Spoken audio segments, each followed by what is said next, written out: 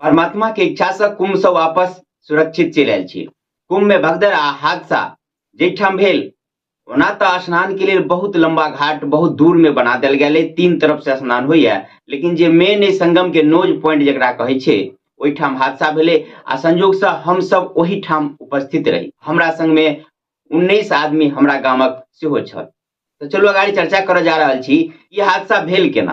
तो हम सब ओहिठाम उपस्थित रही आ एक तरह से कहल जाए तो प्रत्यक्षदर्शी सेहो भेली। तो चलू आब कनि विस्तार से बताबऽ जा रहल छी कि हादसा भेल केना। सबसे पहले तो ई समझ लियौ कि कोनो चीज के एकटा क्षमता होइ छै, क्षमता से अधिक अगर ओहि में राखल जाए कोनो बर्तन में सामान तो वो नहीं सम्हरते। वह बात ओहिठाम भेलै कि भीड़ अत्यधिक भ गेलै, प्रशासन के तरफ से कोनो कमी नहीं रहे, पूरा व्यवस्था रहे, पूरा जोर लगौने रहे प्रशासन। संगम के नजदीक जे लेटे हुए हनुमान जी के मंदिर है ओकरा 28 जनवरी से बंद क देल गेल रहे। अक्षय वट के दर्शन सेहो बंद क देल गेल रहे। संगम के जे मेन पॉइंट है नोज पॉइंट ओहि तरफ आबऽ वाला जे 7 गो पीपा पुल है गंगा में बनल, ओहि सब पीपा पुल के बंद क देल गेल रहे। निकलऽ वाला तो रास्ता खुलल रहे लेकिन आबऽ वाला बंद क देल गेल रहे, जैसे कि ओहि पॉइंट पर बेसी भीड़ नहीं हुई। चप्पा चप्पा पर प्रशासन तैनात रहे, कतो आदमी के एक जगह रुकऽ नहीं दिया, भीड़ नहीं लागऽ दे।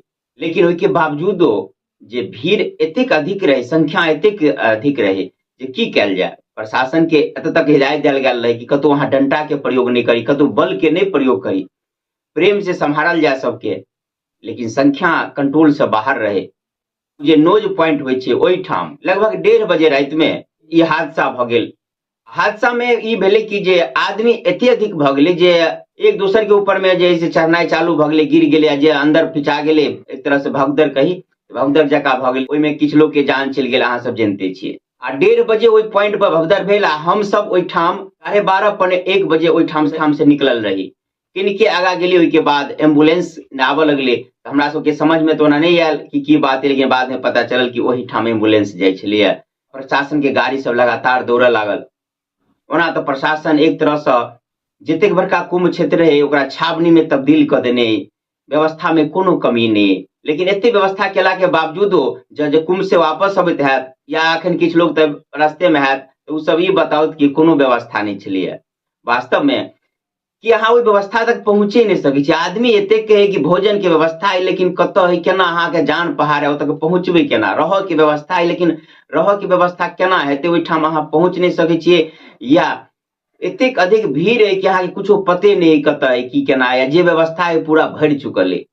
तो इहो बहुत आदमी कहैत मिलत कि कोनो व्यवस्था नहीं, भोजन के नहीं, रहऽ के नहीं, कोनो व्यवस्था नहीं। इहो कोनो बात गलती नहीं, कियाक तऽ व्यवस्थो के एगो सीमा होइ छै, लेकिन आदमी सीमा से बहुत अधिक रहे। अहाँ सबके जानकारी हेबे करत कि जब लागल प्रशासन की कि आब ई कंट्रोल से बाहर है, बाहर की हादसा भ गेल। ओहिके बाद प्रयागराज के तरफ आबऽ वाला जते गाड़ी रहे देश से के जते रहे तते रोकि देल गेल।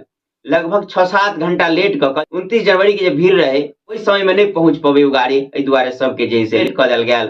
ओहिके बाद सब गाड़ी पहुंचल। तो इएह कब्जे जना, लेकिन प्रशासन के में या सरकार के तै में कोनो गलती नहीं है, लेकिन कैल की जा सके। ओहिठाम शहर कोई व्यवस्था एतेक आबादी बहुत बेर एहन भेलै कि जे चारू तरफ जे स्टेशन है प्रयागराज के, जना एक तरफ झूसी भ गेल, रामबाग भ गेल, प्रयागराज जंक्शन भ गेल, हर तरफ से जे है से कोशिश केलकै कि स्टेशने पर आदमी के रोकि देल जाए।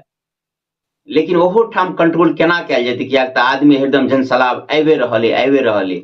ओहिठाम प्रशासनो विवश भ गेल। तै में अंत में इएह कहब कि एहिमे गलती केकरो कतौ से नहीं है, लेकिन जे होइ के ओ तऽ भइए गेल। आब जे जाय चाहे छी ओकरा सबके हम बता दी कि अहाँ जब जे जाइ छी प्रयागराज आ ओहिठाम से जे फिर सोचै छी कि जे अहाँ के सीधा अहाँ के गंतव्य तक, अहाँ के जे घर तक जे ट्रेन जा रहल है ओही ट्रेन के नाम लऽ कऽ कहै छी ओही ट्रेन में चढ़ऽ के आ ओही में चढ़ऽ के प्रयास करै छी, तऽ ओहिठाम से अहाँ नहीं चढ़ि पायब।